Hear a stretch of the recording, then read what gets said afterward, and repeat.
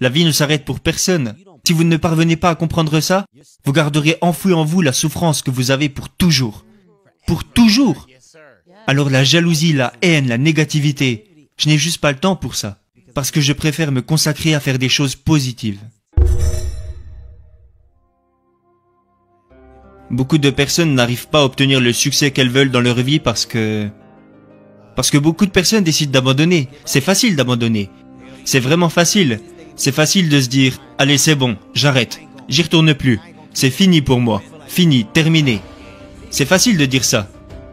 Ce qui est plus dur, c'est de dire « Ok, hier je n'ai rien gagné alors que j'ai travaillé aussi dur que je le pouvais. Rien n'a changé. Mais je vais quand même recommencer aujourd'hui et je vais travailler encore plus dur. » Ça, c'est ce qu'il y a de plus dur.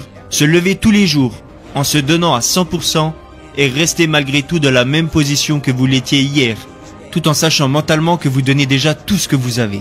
Pour moi, c'est ça bosser dur.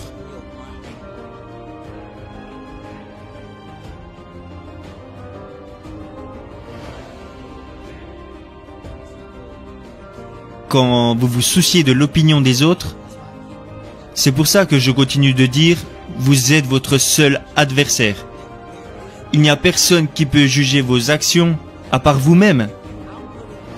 Moi, si je décide de me donner à 100% dans tout ce que je fais, alors je sais que je serai capable de me donner à 100% lors de mes shows, quand je monterai sur scène. Et même à 110% lorsque je passe du temps avec ma famille.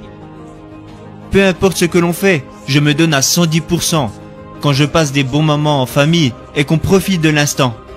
C'est comme ça que je fonctionne. C'est ce que je pense mériter pour tout ce que j'ai accompli.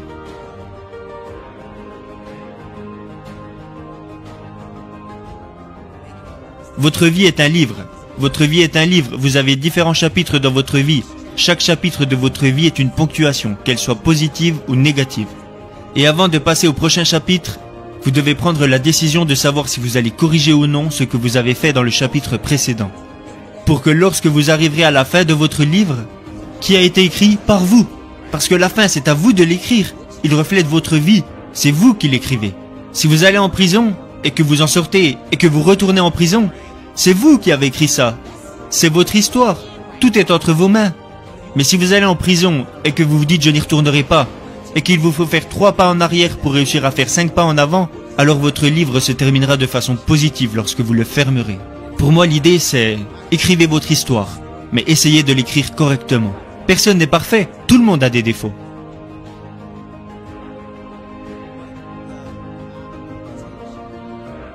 Le degré d'attention que ma mère m'a accordé, qu'elle soit stricte ou plus relaxe, j'avais une femme qui était constamment derrière mon dos, qui m'empêchait de faire des bêtises.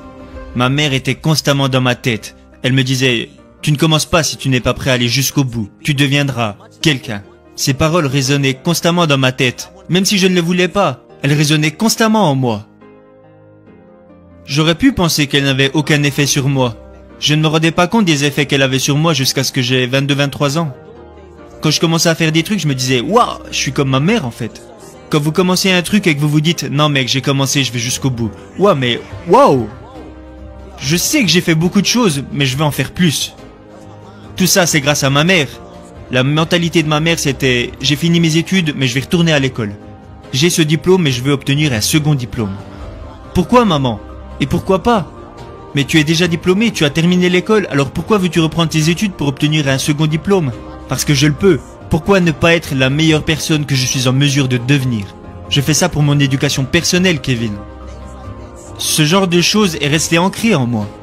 Alors maintenant, quand on me voit travailler si dur, ma réponse est « Et pourquoi pas? Pourquoi ne pourrais-je pas tout avoir? Pourquoi je devrais me contenter que d'une partie? Je me rends compte que je peux tout avoir. Oprah s'est bâti un réseau. Moi aussi j'en veux un. Taylor Perry a acheté un studio. Moi aussi je veux m'acheter un studio. Ce qu'a construit Jay-Z avec son label Roc Nation, je veux faire pareil. Et pourquoi pas? Pourquoi ne pas s'inspirer de ce que d'autres ont déjà fait et dire « Je veux faire ça » ou « Je veux avoir ça ». Et quand vous réalisez que tout ce que vous voulez dans la vie est en réalité à portée de main, parce que quand on y pense c'est le cas, tout est à portée de main. Vous devez travailler pour avoir tout ça. Il n'y a pas de chemin facile pour obtenir ce que vous voulez. C'est un chemin long et difficile. Beaucoup de personnes veulent devenir docteurs, mais peu de personnes sont prêtes à aller à l'école pendant 9 ans. Mais ceux qui sont prêts à aller à l'école pendant 9 ans et qui veulent devenir les meilleurs docteurs pourront avoir le style de vie des docteurs. Certaines personnes disent qu'avoir le style de vie des docteurs, ça craint. Non, pas pour ceux qui ont toujours rêvé de devenir docteurs. Ils aiment ça parce que c'est ce qu'ils ont toujours voulu faire. Beaucoup de personnes veulent devenir avocats, mais peu de personnes sont prêtes à aller à l'école pendant 9 à 10 ans. Mais ceux qui y parviennent et qui deviennent les meilleurs avocats au monde, les personnes qui sont vraiment épanouies par ce qu'elles font tous les jours, mais il faut beaucoup de travail pour en arriver là. La majorité des gens qui veulent faire quelque chose ne comprennent pas les étapes par lesquelles il faut passer pour réussir. Ce n'est pas qu'un spectacle, c'est l'aspiration de la vie que je veux avoir. Peu importe ce que vous voulez, vous ne pouvez pas échapper au travail, c'est impossible. Tous ceux qui veulent échapper au travail choisissent la voie facile. Tout ce qu'ils veulent, c'est gagner beaucoup d'argent rapidement. Il y a un mot pour désigner ces personnes, et la vérité c'est que 9 fois sur 10, ça se finit plutôt mal. Ils pensent qu'il y a des personnes qui sont juste chanceuses et assez intelligentes pour gagner de l'argent sans rien faire.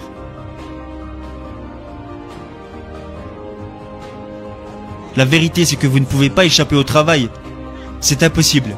Et ça, je m'en suis très vite rendu compte. Alors au lieu de vouloir y échapper, je m'investis à 100% dans tout ce que je fais. Il n'y a pas de demi-mesure chez moi.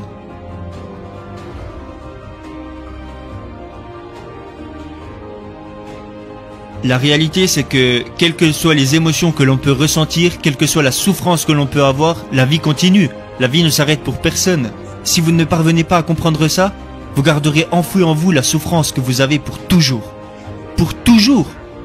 Alors la jalousie, la haine, la négativité, je n'ai juste pas le temps pour ça. Parce que je préfère me consacrer à faire des choses positives. Je préfère garder à l'esprit les choses positives qui vont m'arriver dans le futur. Parce que je ne peux pas rester enfermé dans le passé, à me lamenter sur ce que j'ai pu faire de mal.